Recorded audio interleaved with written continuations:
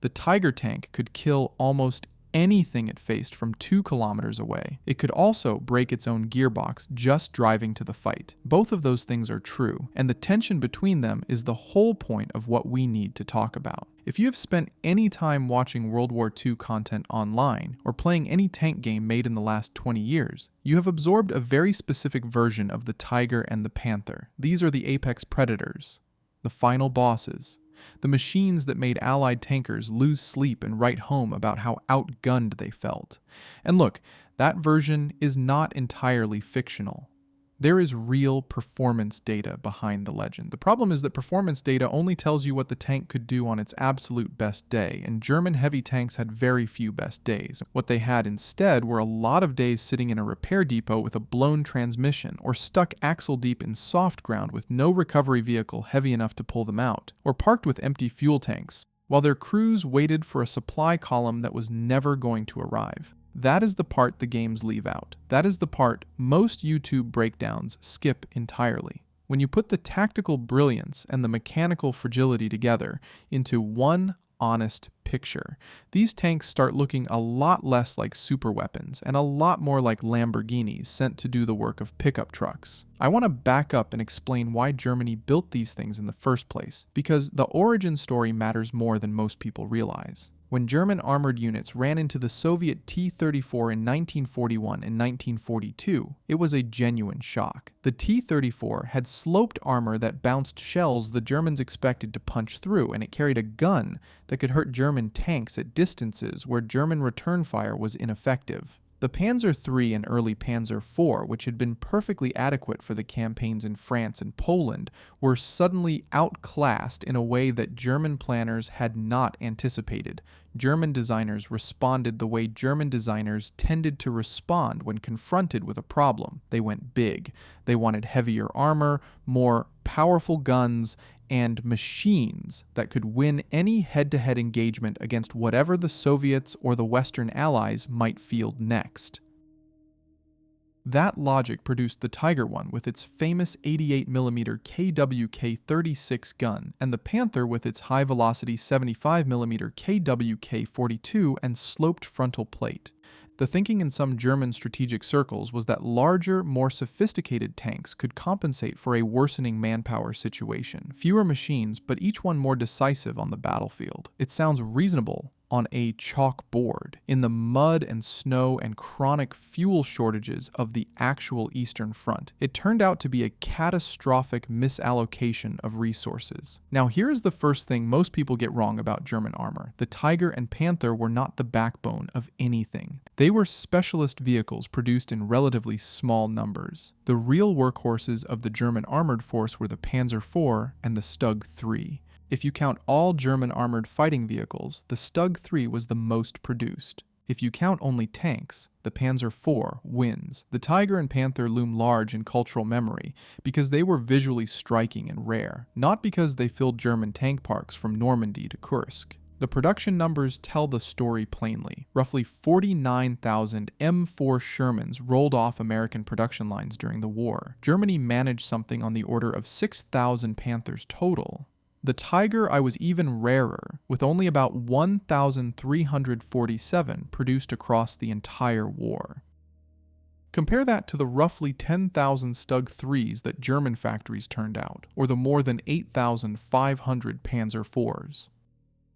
The vehicles that actually filled German armored formations and did the daily fighting were not the ones that ended up on the cover of every history book and video game box. They were the unglamorous, mechanically simpler machines that could be built in large numbers, repaired with available parts, and kept running by crews who did not need a degree in precision engineering to change a road wheel. That imbalance matters because it shows where Germany actually put its industrial capacity versus where its reputation suggests it did. Every Tiger cost roughly twice what a Panzer IV cost in labor hours and materials. Every Panther was more complex and resource-intensive than a StuG III. Those resources were finite, and every ton of high-grade steel and every specialist machinist hour spent on a Tiger was a ton, and an hour not spent on something simpler that would actually show up in adequate numbers. So already, before we talk about a single mechanical failure, the strategic math does not work. You cannot win a war of mass production with a small number of complex, expensive vehicles, no matter how good each individual machine looks on a spec sheet. The Americans understood this. The Soviets understood this. Germany understood it on some level too, which is why they kept building Panzer IVs and StuG 3s alongside the big cats. But the allocation of engineering talent and scarce materials to Tiger and Panther production was a strategic choice that paid very limited returns. Let me focus on the Tiger one now, because the gap between its reputation and its daily reality is enormous. A synthesis based on the work of Schneider and Jentz breaks down Tiger 1 deployments across every theater. Roughly 1,300 were sent to the Eastern Front. About 180 to 190 went to Italy. Around 35 to 38 ended up in North Africa. Approximately 230 to 240 served on the Western Front in total. Those are not huge numbers for a war stretching across 3 continents. Even at the peak of Tiger concentration in the East, late 1943, there were maybe 350 to 400 Tigers deployed across that entire enormous front. Sounds significant until you learn that only about 250 of those were actually operational at any given time. That gap between deployed and operational is where the myth collapses. In a typical German heavy tank battalion fielding around 45 Tigers, analysis of operational records shows that only about 22 to 23 were operational on an average day. That is roughly 50% availability. Half the battalion on a normal day was broken down and waiting for maintenance, not damaged by the enemy and not out of fuel, just mechanically broken. Mechanical problems, not combat, were eating the Tiger force alive from the inside. The same analysis notes that while 0% and 100% readiness both occurred, those were rare outliers at the extremes. The normal, routine, everyday state of a Tiger battalion was half strength from mechanical problems alone. The main culprits were the gearbox and the transmission. The Tiger one weighed about 57 tons, and its drivetrain was perpetually overstressed by that mass. Everything downstream from the engine was working harder than it was designed to work, every kilometer, every day. British Army technical teams examined disabled Tigers in Italy and discovered something that should reframe the entire popular conversation about these tanks. Many of the vehicles that appeared to have been knocked out by Allied fire had actually been immobilized by mechanical failure or terrain, not enemy weapons. The British wrote a report titled "Who Killed Tiger?" and its conclusion was blunt. Breakdowns and bogging were the primary causes of Tiger loss in that sample. The mighty Tiger, the tank that supposedly shrugged off everything the Allies could throw at it, was in a meaningful number of cases killing itself. Its own weight and mechanical complexity were doing more damage to German combat power than Allied shells were. The weight problem compounded every other problem in ways that are hard to overstate. The Tiger was so heavy that it could not cross most small European bridges. Infantry engineers would sometimes have to reinforce or rebuild bridges just to let Tigers pass, which slowed operations and created bottlenecks. When a Tiger got bogged down in soft ground, getting it out required specialized recovery vehicles, and those recovery vehicles were often not available because there were never enough of them to go around. When they were available, the act of towing a 57-ton Tiger sometimes broke the recovery vehicle itself, so now you have 2 immobilized vehicles instead of 1. Every single mechanical failure became disproportionately expensive because the logistics of dealing with a dead Tiger were so punishing that one breakdown could cascade into a minor crisis for the entire unit. There's a production detail about early Tigers that captures the over-engineering problem better than any statistic. The first 495 Tiger 1 tanks came fitted with an elaborate deep wading system. This allowed the tank to ford rivers and waterways up to 4 meters deep using a large snorkel tube and special ventilation and cooling arrangements that sealed the engine compartment against water intrusion. Setting the system up required about 30 minutes of preparation by the crew before each crossing. It imposed extra complexity on the power plant, added maintenance demands to an already overcomplicated vehicle, created additional points of failure in seals and gaskets that were exposed to combat conditions, and added weight that the drivetrain did not need. In practice, the system was almost never used. Operational situations where a Tiger needed to ford 4 meters of water were so rare as to be almost hypothetical. After those first 495 vehicles, the system was dropped entirely, and later Tigers were limited to much shallower fording capability. 30 minutes of setup, extra maintenance burden on a vehicle that was already spending half its life in the shop, extra parts that could break, leak, and need replacement from a supply chain that was stretched beyond capacity, for a capability that almost no Tiger crew ever needed or used in actual combat. That is the German heavy tank design philosophy captured in a single feature, technically impressive, impeccably engineered in isolation, and almost completely irrelevant to the practical demands of fighting a world war on 3 fronts with declining resources and exhausted maintenance personnel. Now let me shift to the Panther, because if anything, the gap between reputation and reality is even wider. The Panther is often presented as the more practical big cat, the one that got closer to the right balance of firepower, protection, and mobility. Its design priorities on paper made sense. Firepower first, mobility second, armor protection third. The long-barreled 75mm KWK 42 gun was genuinely excellent. The sloped frontal armor was well thought out. The problem was that all of those qualities were built onto a chassis and drivetrain operating at the absolute edge of what German wartime manufacturing could support, and edges break. The Panther's combat debut at the Battle of Kursk in July 1943 should have ended the wonder weapon conversation for good. Germany committed 184 Panther D tanks to Operation Citadel, the massive summer offensive that was supposed to pinch off the Kursk salient and regain the initiative on the Eastern Front.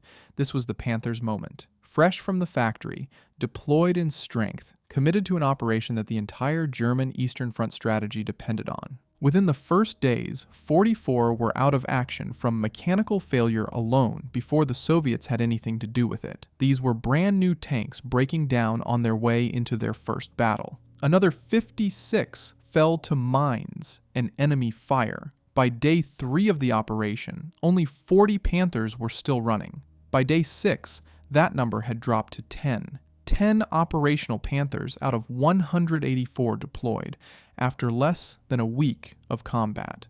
58 were completely lost by the time the operation ended, meaning they could not be recovered or repaired at all. Those numbers deserve to sit for a moment. Germany's newest, most advanced medium tank, the machine that was supposed to answer the T-34 and restore German armored superiority on the Eastern Front, was functionally destroyed as a fighting force in under a week. Mechanical failures did at least as much of the destroying as Soviet anti-tank guns and mines did. The Panther had been rushed into production with known drivetrain problems, and Kursk was where the bill came due. The aftermath was no better. During the subsequent Soviet counteroffensive, German Panther strength in the east grew to about 222 vehicles, but roughly 98 more Panthers were lost, and the majority of those losses came from abandonment rather than direct destruction by the enemy. Crews could not fix them in the field. Recovery teams could not reach them quickly enough. The Soviets were advancing too fast to allow time for complicated repairs, so German tankers walked away from Panthers that had intact hulls and working turrets but dead drivetrains, and every abandoned Panther handed the Allies a destroyed tank that cost them 0 ammunition to kill. The specific component that failed most catastrophically was the advanced AK-7-200 transmission. This was theoretically a superior design compared to what came before it. In field conditions, it was a reliability disaster. About 5% of Panther transmissions failed within the first 100 kilometers of use. Think about that. You drive your brand new tank 60 miles and 1 in 20 has already lost its transmission. Approximately 90% of Panther transmission units experienced failure within 1,500 kilometers of combat driving. For a tank that was supposed to enable fast, deep operational maneuvers, those numbers were crippling. To understand how badly the Panther compared to its opponents on reliability, consider what Soviet armor was doing with less sophisticated hardware. The Soviet 5th Guards Tank Army moved its T-34 formations, roughly 300 kilometers over 3 days, in early July 1943, and still had around 90% of its tanks running at the end of that march. That is a long operational movement followed by combat, with the overwhelming majority of the fleet still functional. No Panther unit on the planet could have replicated that performance. They would have lost most of their vehicles to mechanical breakdown before ever seeing an enemy tank. The final drive was the worst offender in longer-term testing. After the war, American Ordnance and French Army teams ran-captured Panther OSF, tanks through realistic field evaluations. The final drive assemblies routinely failed after roughly 150 kilometers of operation. Gear teeth and bearing surfaces showed extreme wear and catastrophic damage under loads that any combat tank would encounter in a normal campaign. These were not abusive stress tests. They were recreations of real-world combat driving. The final drive simply could not survive them. When you layer those post-war test results over the Kursk data from 1943, the picture is consistent across years, theaters, testing organizations, and methodologies. The Panther's drivetrain was under-engineered for the tank's weight and the stresses of combat maneuvering. Field modifications improved the problem somewhat over the production run, but no fix ever fully solved it. Compare this to American operational realities. Belton Cooper, an American armor officer, noted that even the relatively reliable Sherman might temporarily lose 15 to 20 tanks out of 50 during a 50 to 60 kilometer daily advance to minor mechanical issues. Track pins, road wheels, engine overheating, the normal wear of driving heavy vehicles cross-country at speed. The difference was that those Shermans could generally be repaired and returned to action within hours or at most a day or two, keeping overall operational availability high. The parts were standardized and widely stocked. The maintenance procedures were within the capability of field mechanics, who did not need specialist training on exotic German gearbox designs. Analysis of US and German operational records suggests that Shermans typically maintained around 70 to 80% operational readiness throughout sustained campaigns, while Panthers often struggled to sustain 35 to 40% over similar periods. That 30 to 40 percentage point gap in readiness is not a footnote or a technicality. It is the difference between a tank force that can fight a sustained campaign across France and into Germany, and one that can fight a single afternoon before half of it needs a tow truck that probably does not exist. Let me walk through 2 geographic case studies that show how this played out on actual battlefields, because abstract percentages are one thing and real operations are another. In Italy, about 180 to 190 Tiger I tanks were deployed between mid-1943 and 1945. At any given time, only about 30 to 40 were typically available for combat operations. That is roughly 20% of the deployed force in fighting condition on a given day, which means that for every Tiger engaging the enemy, 4 or 5 were sitting in a maintenance area or stuck somewhere they could not be retrieved from. British examiners working in the Italian theater kept finding disabled Tigers that bore no marks from enemy fire at all. Mechanical breakdown. Bogged in terrain the tank was too heavy to cross. Gearbox failure on a mountain road. Transmission stripped after weeks of hard use without proper servicing. The Who Killed Tiger report came out of this theater, filed in August 1944, and its findings pointed overwhelmingly to non-combat causes as the dominant reason Tigers stopped fighting in the samples British technical intelligence examined. For a tank whose entire legend rests on being hard to destroy, the fact that it was destroying itself at a faster rate than the enemy could was a brutal indictment. Normandy tells the same story with a sharper ending. Around 150 Tigers, including some Tiger IIs that arrived later, were committed to the defense of France and the Rhine. At peak force in the Norman bocage, perhaps 60 to 80 were present. The bocage country itself was a nightmare for heavy armor. Narrow lanes between ancient hedgerows, soft ground after rain, bridges that could barely support a loaded truck, let alone a 57-ton heavy tank. Every tactical movement was a logistical headache, and every soft verge was a potential bogging that could take a Tiger out of action for days. When the Allied breakout at Operation Cobra shattered the German defensive line and the Falaise pocket collapsed, the Tiger force in Normandy essentially ceased to exist. Only 4 to 5 Tigers are reported to have escaped from Normandy.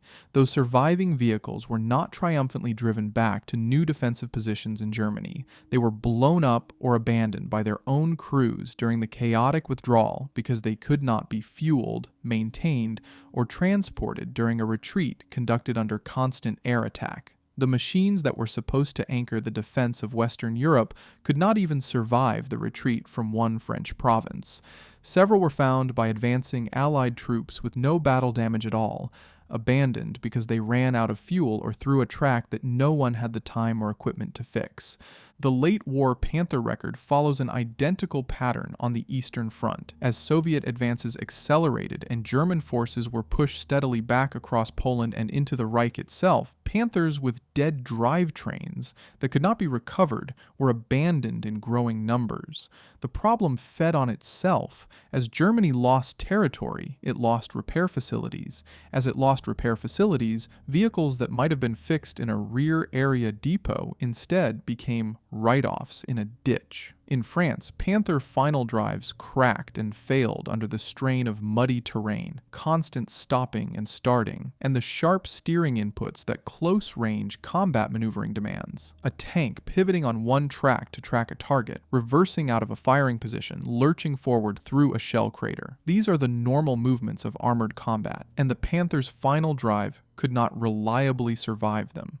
German crews walked away from tanks that could have been lethal in a static defensive position, but were useless once they could not move under their own power. The hulls were often intact, the turrets still traversed, and the guns still fired.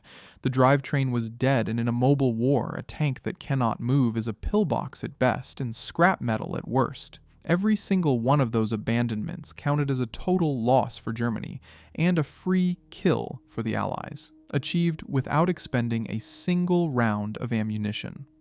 I want to be fair here, because the combat strengths were real, and understanding them explains why the myth took hold so completely and has proven so resistant to correction. The Tiger's 88mm KWK 36 gun was accurate and lethal at long range, with some analyses noting effective hit rates at 2 kilometers against heavily armored targets like the Churchill 4 or the JS-1. At those distances, most Allied tanks could not reply with anything that would penetrate the Tiger's frontal plate. A Tiger crew in a prepared position with good sight lines was fighting a fundamentally unfair engagement, and they knew it. That thick frontal armor, roughly 100mm on the hull front, made the Tiger very difficult to kill from the front, with most Allied weapons fielded in 1943 and into 1944. When a Tiger was positioned well on favorable terrain, adequately supplied with ammunition and fuel, and mechanically sound, it was a genuinely terrifying opponent that could hold a position against forces many times its number. Some crews compiled extraordinary kill counts during these favorable engagements, and those accounts became the seed material for the post-war legend. The Panther's sloped frontal armor and high-velocity 75mm could penetrate most Allied and Soviet tanks at long range, meaning that a mechanically sound Panther in a good defensive position with a competent crew could dominate local armored engagements in ways that shocked opposing tankers. These are the moments that ended up in Allied after-action reports and post-war memoirs, the encounters that became the raw material for the legend. A single afternoon where a Tiger held a crossroads against a company of Shermans makes a compelling story that gets told and retold and eventually becomes a documentary and then a video game level.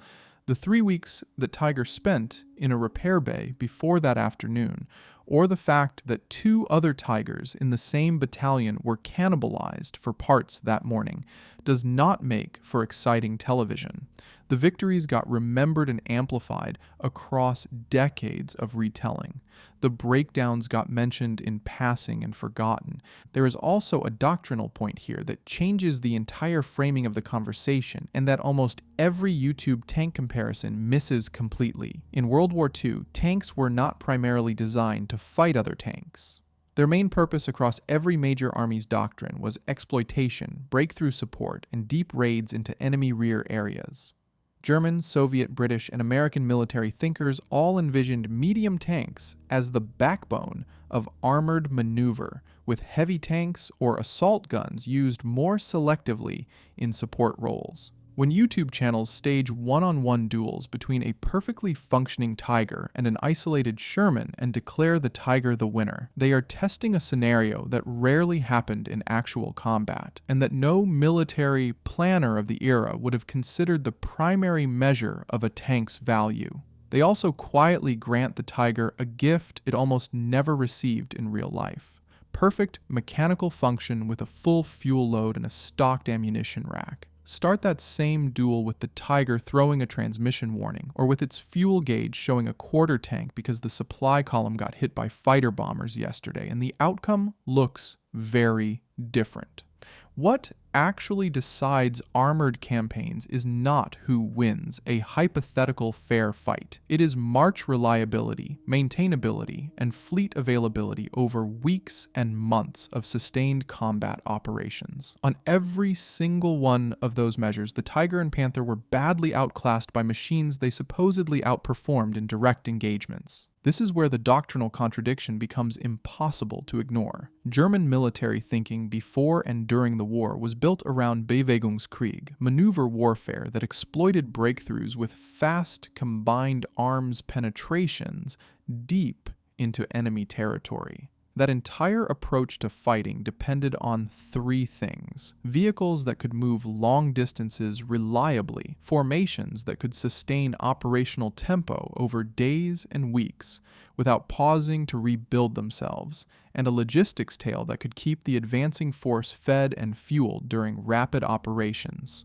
Tigers and Panthers failed all three requirements spectacularly.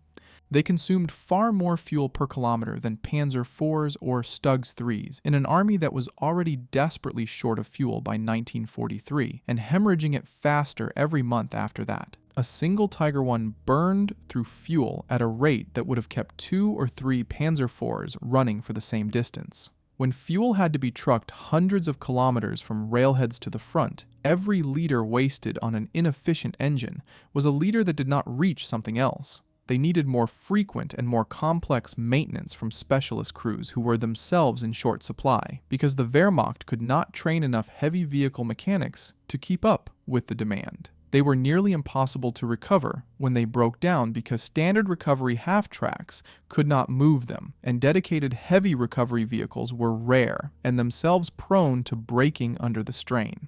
German heavy tank battalions gave their commanders impressive local firepower whenever the vehicles happened to be working, but they bought that firepower at the cost of tempo, endurance, and the ability to sustain the kind of large-scale, mobile operations that had won Germany its early victories in Poland and France. The very units that were supposed to deliver decisive blows were too fragile and too logistically demanding to participate in the kind of fast, deep operations that would have made those blows decisive. One military history analysis puts it plainly: Germany would have gained more by improving its artillery, its tactics, and its production of proven designs like the Panzer IV and the StuG 3 than by pouring resources into heavy cats that often could not complete the operational movements they were supposed to make. There is a counter-argument worth hearing out. Not everybody doing research on this topic agrees the reliability picture was as grim as the worst accounts make it sound. One recent analysis calls the whole unreliability narrative overblown,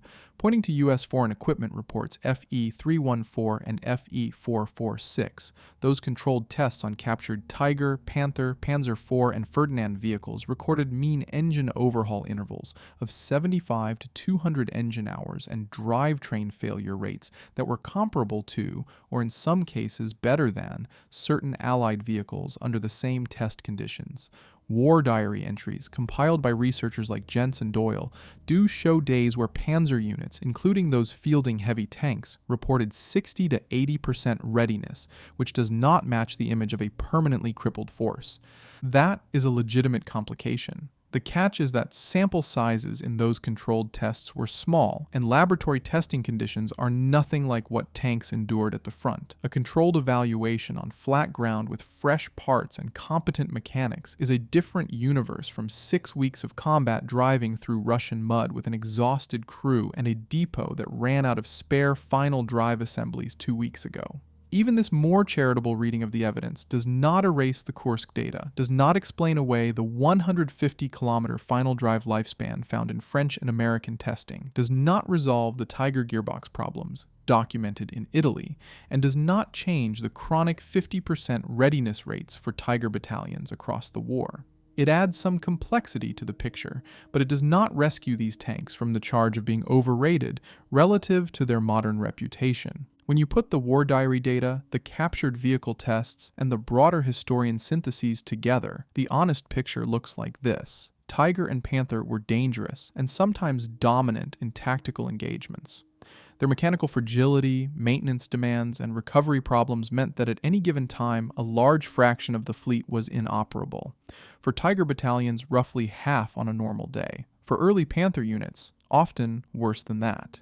Combined with their relatively low production numbers and extreme logistical burden, this made them far less impactful over the course of the war than their post-war legend suggests, especially when compared to mass-produced, more reliable Allied and Soviet medium tanks that could actually show up where they were needed, when they were needed, with most of the fleet still running. The Tiger and Panther changed how we tell stories about World War II armor. They became the default image of German engineering, the machines gaming studios and filmmakers reach for when they want to show the audience something formidable. Their influence on post-war tank design was real too. The emphasis on high-velocity guns, sloped composite armor, and superior optics informed Cold War vehicle development on both sides of the Iron Curtain.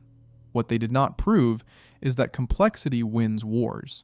The vehicles that decided the armored war in Europe were not the ones with the best gun penetration values on a specification chart. They were the ones that showed up, kept running, and could be fixed by a tired mechanic working with the parts he had on hand. That is still the most important lesson in the entire history of armored warfare, and it is one the Tiger and Panther teach by failing to learn it.